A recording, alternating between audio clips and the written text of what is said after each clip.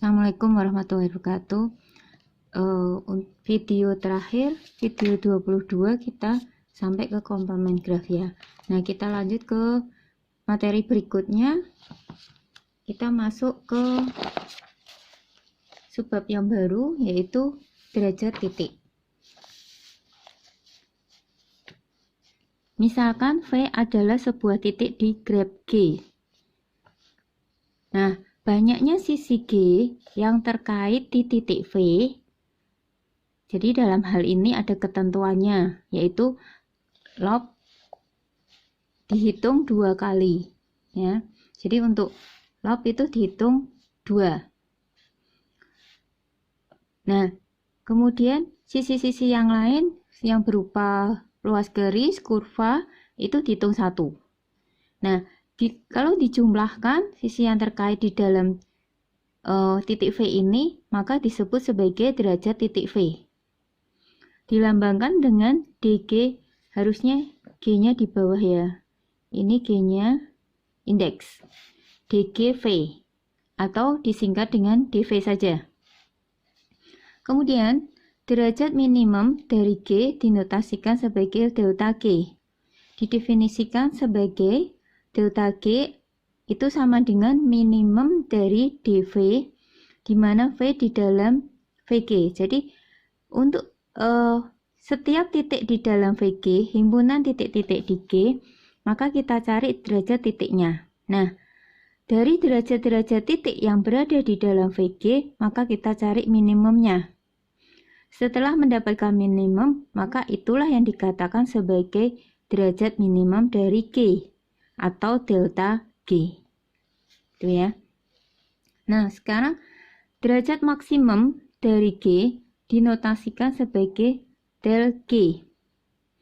Didefinisikan sebagai del G adalah maksimum dari DG, DV, di mana V adalah himpunan dari VG. Sama seperti tadi, semua titik di dalam VG itu kita cari derajat titiknya. Nah, dari situ kita cari maksimumnya. Nah, dialah yang disebut sebagai del G atau derajat maksimum dari G. Kemudian, graf G disebut beraturan K apabila setiap G berderajat K. Jadi, kalau dia berderajat K, kalau setiap titiknya ya, jadi semua titik dia berderajat K, maka dia disebut sebagai beraturan K. Nah, contoh. Saya ambil contohnya.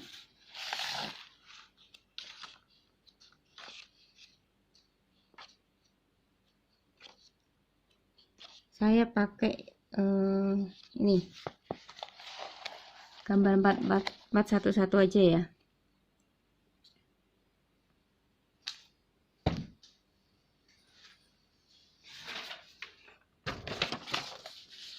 Kita perhatikan gambar 411 ya.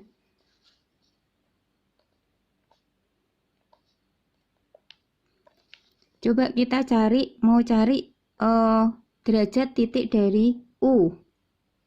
Jadi DU itu sama dengan berapa? Kita cari itu. Kita lihat sisi yang terkait di U. Ada E1, E3, dan E2. Jadi di situ ada sisi-sisi yang terkait dengan titik U adalah,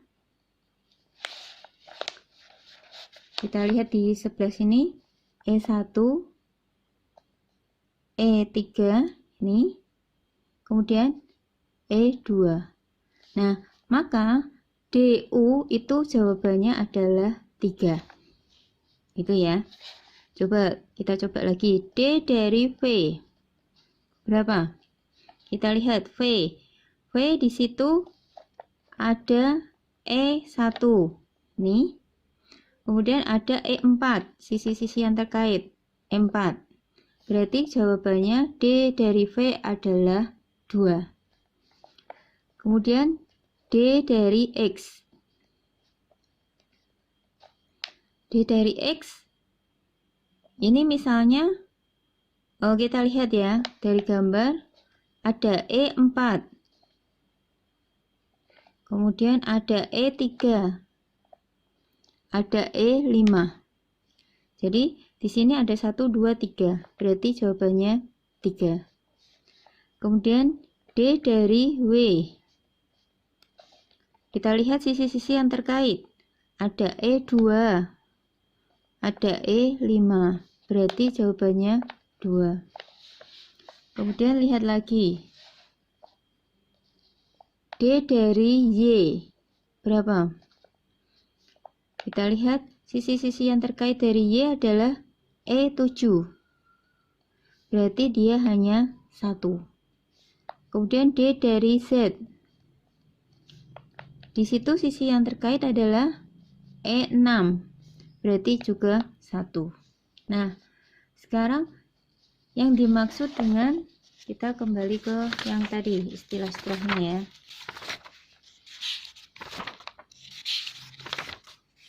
Nah, delta G ini ya, yang minimum.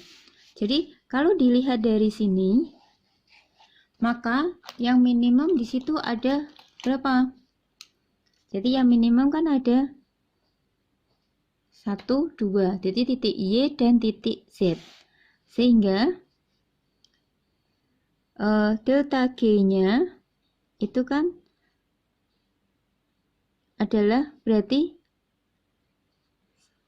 kan minimum. Ini kalau saya tulis komplit ada 2 kan gitu toh. DV berarti ini ada 2, kemudian ada 3, kemudian 2 lagi sudah ada, kemudian 1. Nah, minimum dari 2, 3, 1 itu kan sama dengan 1. Jadi jawabannya delta G-nya adalah 1. Kemudian yang del G. Del G itu yang maksimum. Tadi sama 2, 3, 1. Berarti yang maksimum yang 3. Jadi del G-nya adalah 3. Nah, kemudian apakah G itu disebut beraturan K? Nah, kita lihat derajatnya ternyata nggak sama ya. Jadi ada 2, 3, 2, 1, 1. Berarti ini kan dikatakan setiap titiknya berderajat K. Berarti semuanya harus sama berderajatnya K. Maka baru G dikatakan sebagai beraturan K. Kita lihat contohnya.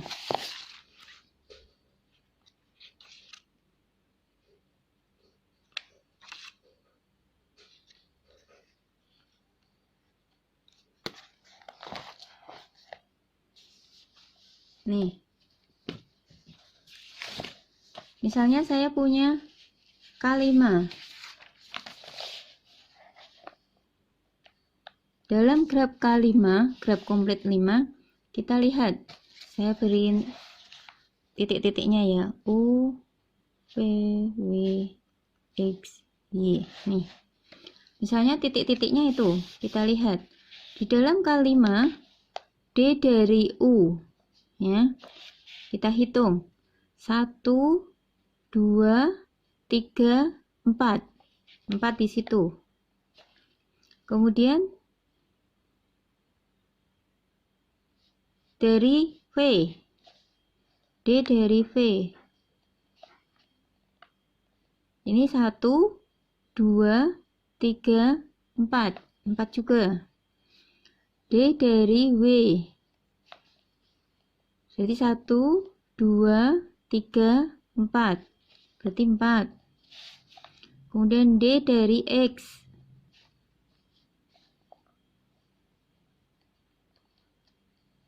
D dari X 1, 2, 3, 4 juga. D dari Y 1, 2, 3, 4 ya, jadi 4. Nah, maka K5 ini dikatakan sebagai, ini kan sama semuanya nih, 4 semuanya, sehingga sesuai dengan definisi yang tadi saya lihatkan dulu nih. Jadi dikatakan grab dari K5 ini ya. Jadi K5 itu merupakan istilahnya grab beraturan 4, karena K-nya ini berderajat K, artinya ini kan derajatnya diganti 4 ya. Jadi kalau setiap titiknya punya derajat yang sama, misalnya di sini 4, maka dia dikatakan sebagai grab beraturan 4. Kalau di sininya 5 ya berarti grab beraturan 5. Kalau di sininya 2 ya berarti grab beraturan 2. Gitu ya. Sudah jelas tentang derajat minimum, derajat maksimum, dan grab beraturan K. Nah, sekarang dalam menentukan jumlah derajat semua titik di graf G, kita menghitung setiap titik G 2 kali. Jadi kan, misal nih, tadi contoh yang 411 ya. Coba kita lihat lagi.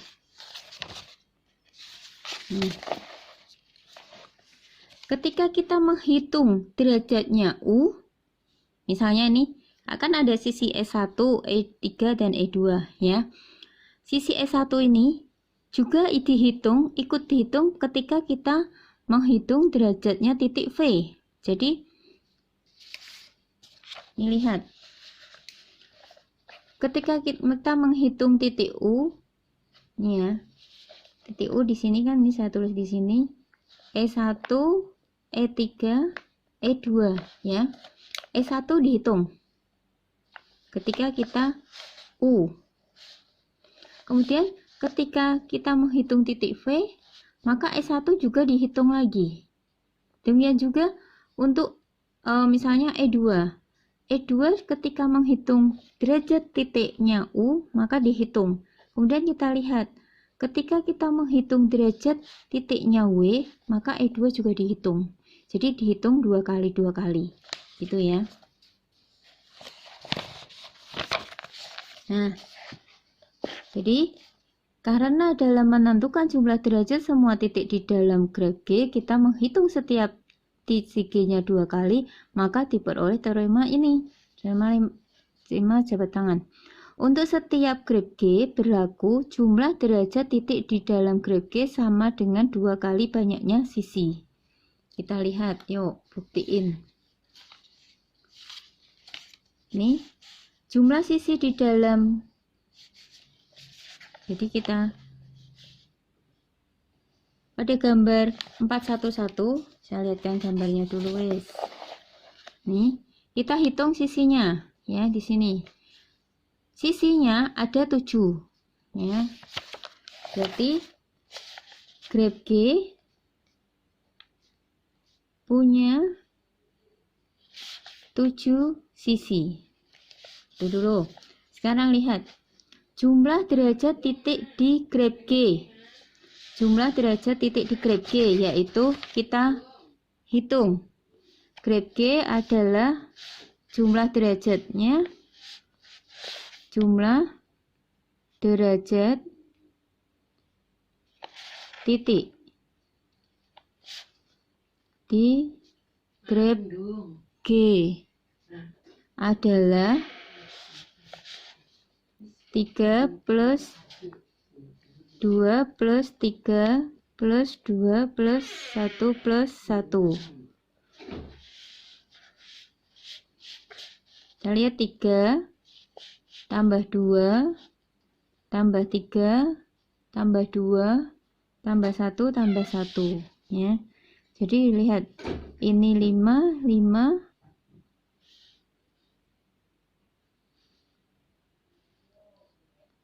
10 12.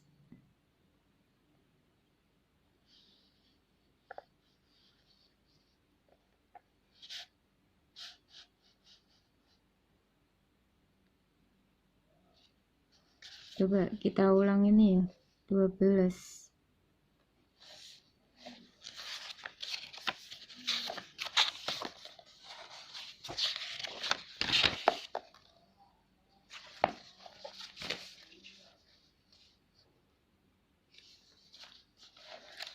Coba kita ulang, bener nggak?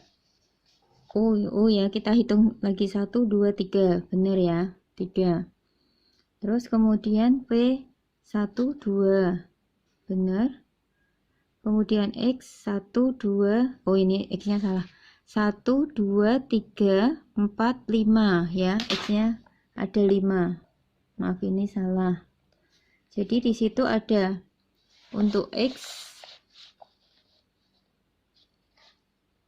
ada E4, E3, E5, kemudian ini tadi soalnya saya tutupi ya tadi, E7 sama E4, E7, E4, jadi 5.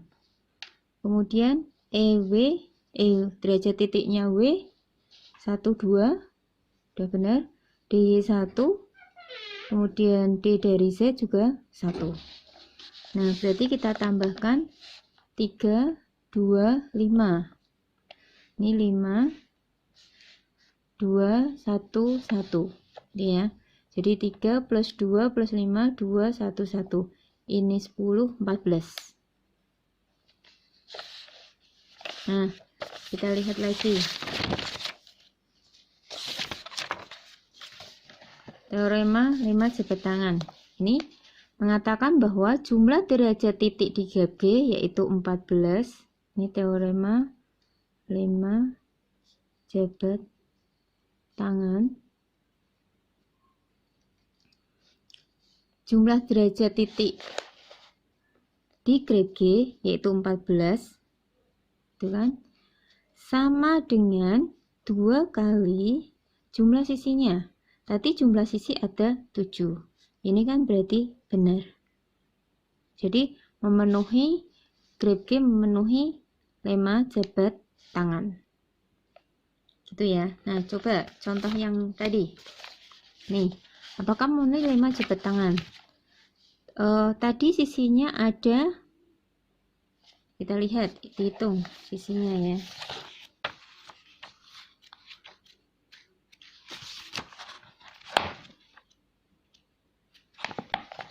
Nih, kita hitung sisinya ada, kita kasih E ya. Jadi ini E1, E2, E3, E4. Tuh. Kemudian yang di sebelah sini E5, E6, E7. Kemudian ini sudah, ini E8, E9. Kemudian yang di sini ini sudah, ini sudah, ini sudah, ini berarti E10. Kemudian yang ini sini sudah, ini sudah, ini sudah, ini dan ini semuanya ya. Sehingga ada 10 sisi. Jadi di sini di gambar ini ada 10 sisi. Coba. Tadi 5 jabat tangan, jumlah derajat titik. Nah, kita hitung jumlah derajat titik. Itu sama dengan 4 plus 4 plus 4 plus 4 plus 4. Ya, 1, 2, 3, 4, 5. 1, 2, 3, 4, 5. Nah, jumlahnya 20. Kemudian ini jumlah derajat titik berarti 20 sama dengan 2 kali jumlah banyaknya sisi. Tadi banyaknya sisi adalah 10. Berarti benar. Gitu. Ini contoh lema jabat tangan. Nah, akibat dari lema jabat tangan ini maka diperoleh akibat 422, yaitu banyaknya titik berderajat ganjil dalam suatu graf G adalah genap. Contoh yang tadi, banyaknya titik berderajat ganjil. Kita lihat titik-titik dalam graf G yang berderajat ganjil adalah, kita lihat yang berderajat ganjil yaitu titik U, gitu. Titik U, terus titik apa lagi? Kemudian X, di X, kemudian Y, kemudian Z. Nah, pertanyaannya, berarti titik-titiknya kan itu. Banyaknya titik-titik dalam graf G yang berderajat ganjil ada berapa? Yaitu 4 jumlahnya, ya. Sehingga di sini dikatakan bahwa banyaknya titik yang berderajat ganjil dalam suatu graf adalah genap. Nah, 4 ini termasuk genap.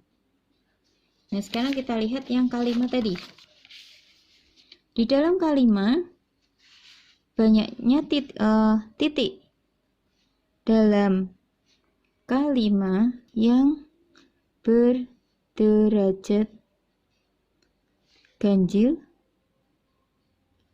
adalah, ada nggak yang berderajat ganjil? Tidak ada toh? Berarti ada ini tidak ada. Jawabannya kan tidak ada. Nah, kalau tidak ada berarti banyaknya titik dalam kalimat yang berderajat ganjil berarti adalah, dikatakan kalau tidak ada ya berarti 0. Nah, 0 adalah genap. Gitu. Nah, sekarang ke catatan, ya. Catatan yang pertama, barisan derajat dari graf G adalah barisan monoton turun dari derajat titik-titik G. Jadi, misalnya ini yang di sini di gambar 411. Maka barisan derajatnya, barisan derajat dari graf G adalah monoton turun. Berarti kita monoton turun. Berarti yang terbesar berapa? 5. Kita tulis 5. Kemudian 3. Kemudian 2. Kemudian 2 lagi. Kemudian 1. Kemudian 1 lagi. Nah, ini kan merupakan barisan, ini dikatakan sebagai barisan monoton turun.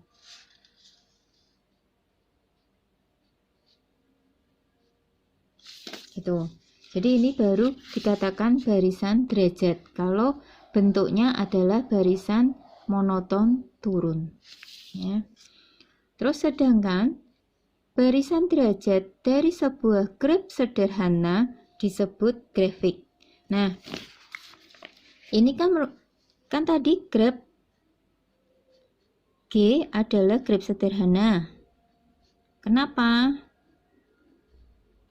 Ingat, gambarnya seperti ini tadi.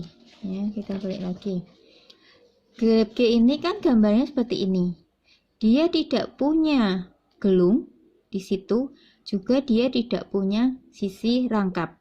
Sehingga graf G ini dikatakan sebagai graf sederhana. Nah, karena graf G graf sederhana, maka barisan monoton turun 5, 3, 2, 2, 1, 1 ini disebut sebagai grafik.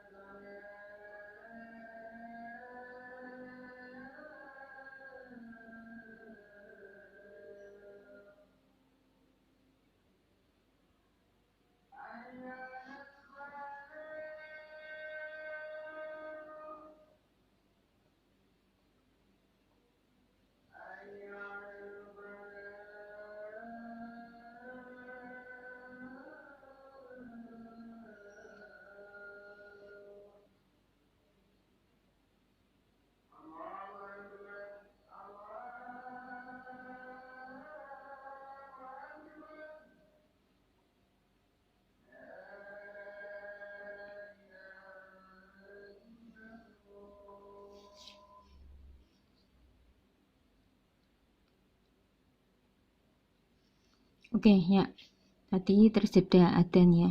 Sekarang untuk yang catatan yang kedua, barisan bilangan bulat non negatif nih D1, D2 sampai dengan Dn adalah, kenapa ininya D? Tadi kan barisan ini kan berasal dari derajat titik-titik ya, lambangnya adalah D, sehingga di sini kita menggunakan D.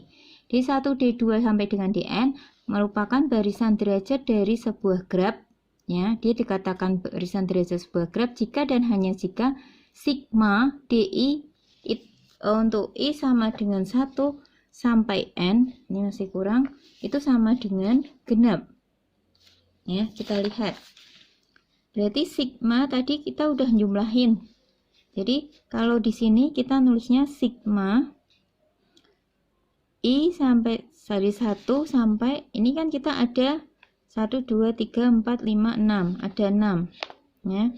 Ini bisa dikatakan D1, kemudian D2, D3, D4, D5, D6. Berarti di sini DI itu kan berarti D1 plus D2 plus D3 plus D4 plus D5 plus D6. Nah, kita masukkan nilai-nilainya. Ini seperti yang ini. Jadi kan 3 plus 2 plus 5 plus 2 plus 1 plus 1, hasilnya adalah 14. Nah, 14 adalah genap. Nah, karena genap, maka berarti dia merupakan barisan derajat. Jadi karena genap, maka berarti barisan tadi 5,